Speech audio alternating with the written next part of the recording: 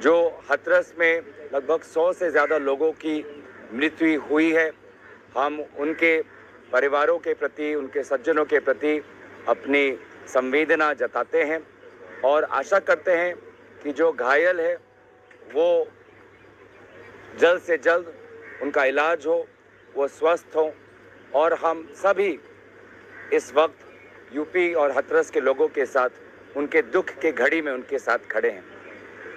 साथ ही दोस्तों, मैं ये भी कहना चाहूँगा कि कल हमने एक बहुत दुखद नज़ारा सदन के अंदर देखा। कांग्रेस पार्टी की मांग और विशेष रूप से आदरणीय राहुल गांधी जी की मांग ये थी कि इस 18वीं लोकसभा सत्र में राष्ट्रपति अभिभाषण पर मणिपुर के दोनों सांसद अपनी बात रखें। और ये बार बार राहुल गांधी जी हमको कह रहे थे कि दोनों सांसदों को अपनी अपनी बातों रखने का अवसर मिलना चाहिए, क्योंकि राहुल गांधी जी स्वयं मणिपुर गए हैं।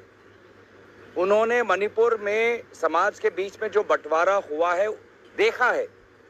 सिविल वॉर जैसे एक वातावरण वहां पे है और इसीलिए राहुल गांधी जी जानते थे कि अगर हमने एक पक्ष को आवाज रखने का अवसर दिया और दूसरे पक्ष को आवाज रखने का अवसर नहीं दिया तो बहुत गलत संदेश सदन से मणिपुर के लोगों को जाता है।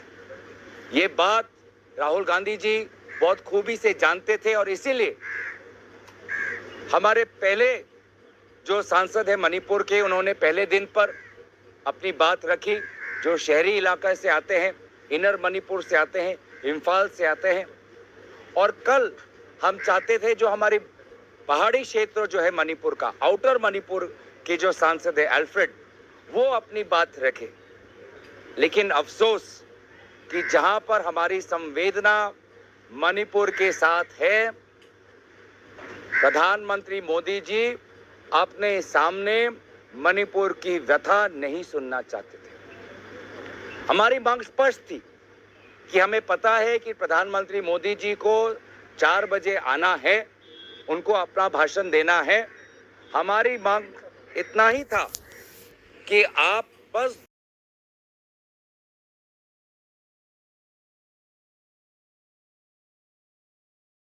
और मणिपुर में शांति और अमन की एक याचना व्यक्त करने का एक अवसर दे। लेकिन अफसोस 2 मिनट नहीं मिला और 2 घंटे हमें सुनने पड़े प्रधानमंत्री को, जिस पर उन्होंने वही पुराने एलिगेशन, वही पुराने आरोप, कभी चुटकुले, कभी मजाक, कभी तंज किया। उन्होंने राजनीति को एकदम निम्न स्तर तक लेके गए और एक सांसद जो वहां पे चिल्ला रहा था, बोल रहा था कि मुझे बोलने दो, उनकी बात सुनने का धैर्य उनके पास नहीं था, सहानुभूति नहीं थी, दिल में जगह नहीं थी।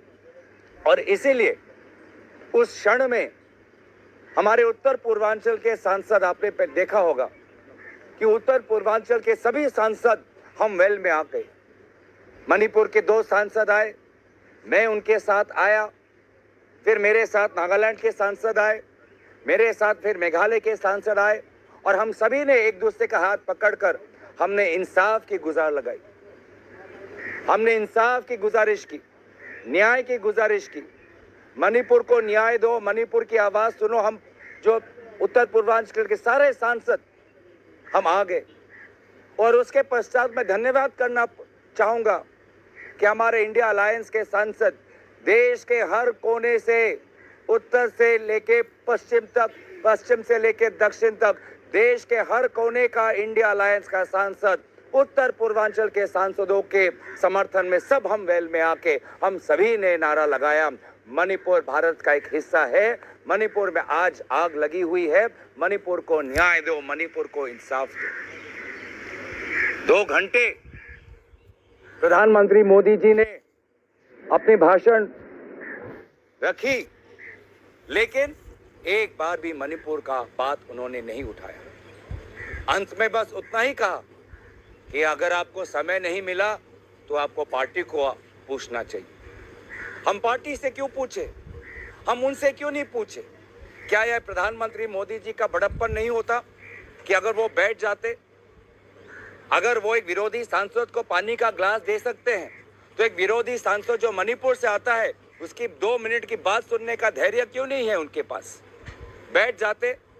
और मैं कहता हूं कि अगर वो बैठते, बड़प्पन दिखाते और मणिपुर के सांसद को 2 मिनट अपनी बात रखने देते, तो एक बहुत अच्छा संदेश प्रधानमंत्री की तरफ से आज उत्तर पूर्वांचल को जाता, मणिपुर को जाता।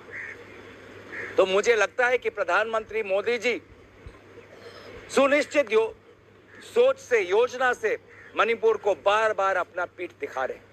मोहन भागवत जी ने भी मणिपुर का नाम अर्ज किया, लेकिन मोहन भागवत जी की बात भी कल प्रधानमंत्री मोदी जी ने नहीं मानी, बड़प्पन नहीं दिखा पाए।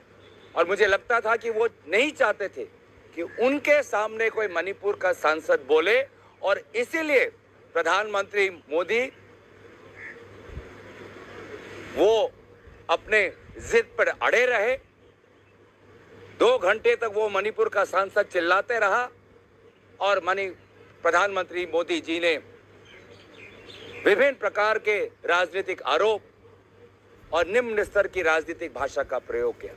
मुझे लगता है कि कल हमने एक ऐतिहासिक